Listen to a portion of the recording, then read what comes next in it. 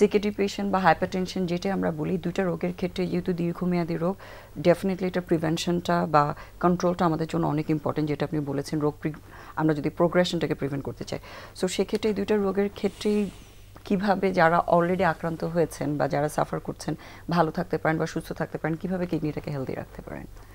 আমি কতগুলো রুলের কথা বলি, রুল অফ 8 অথবা রুল অফ 9 বলি। একটা হচ্ছে নিয়ন্ত্রিত জীবনযাপন করা এবং সুষ্ঠু ব্যালেন্স ডায়েট, যেটা সুষম খাবার, সেই খাবার খাওয়া।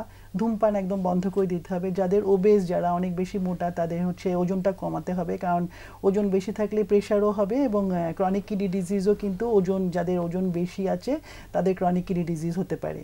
এবং হাইড্রেশনের একটা ব্যাপার আছে যে আমরা নিজেদেরকে ওয়েল হাইড্রেটেড রাখছি কিনা।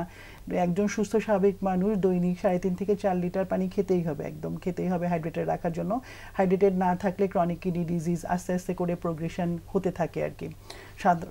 যে সুস্থ স্বাভাবিক মানুষের যে হঠাৎ করে কিডনি খারাপ হয়ে গেল, সেটা তার ছোটকাল থেকেই যে অভ্যাসগুলি, সেই অভ্যাসগুলি যদি মেনটেন করতে না পারে তাহলে তার এই সমস্যাটা হবে।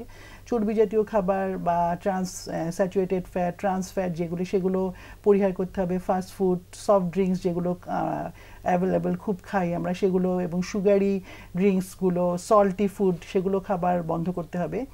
এবং সল্ট খাওয়ার, লবণ খাওয়ার মাত্রাটা, এটা হাইপারটেনশনের জন্য এবং ক্রনিক কিডনি ডিজিজের জন্য সবার জন্যই প্রযোজ্য। সেটা হচ্ছে 2 গ্রাম থেকে 3 গ্রাম পর্যন্ত লবণ দৈনিক আমরা নিতে পারি। এবং প্রতিদিন অ্যাটলিস্ট আধা ঘন্টা 3 কিলোমিটার, আধা ঘন্টা যে 3 কিলোমিটার হাঁটতে পারে একজন মানুষ, অথবা সপ্তাহে 150 মিনিট তাকে হাঁটতে হবে। এবং এই হাঁটাটা তাকে করতেই হবে, যত কাজই থাকুক, যাই কিছু থাকুক, হয় অফিসে যাওয়ার আগে, অথবা অফিস থেকে এসে, অথবা মাঝামাঝি সময়ে যারা বাসায় থাকে হাউসওয়াইফ, তারাও একটা সময় বের করবে হাঁটার জন্য।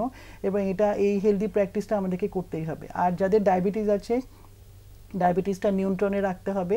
HbA1c 6%, 6% মধ্যে রাখতে হবে ডায়াবেটিস।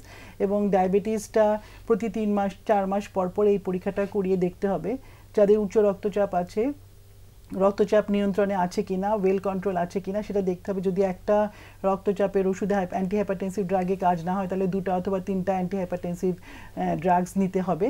এবং যাদের কিডনির সমস্যা আছে, কিডনির পরীক্ষাটা আমরা বলি সুস্থ স্বাভাবিক মানুষ 3 থেকে 4 মাস পর পর অথবা 6 মাস পর পর একটা ACE inhibitor, ACR, albumin creatine ratio, kidney দিয়ে প্রোটিন যাচ্ছে কিনা, এবং ইউরিনের routine examination, serum creatine level, সেটা রেগুলার চেকআপ অবশ্যই থাকতে হবে।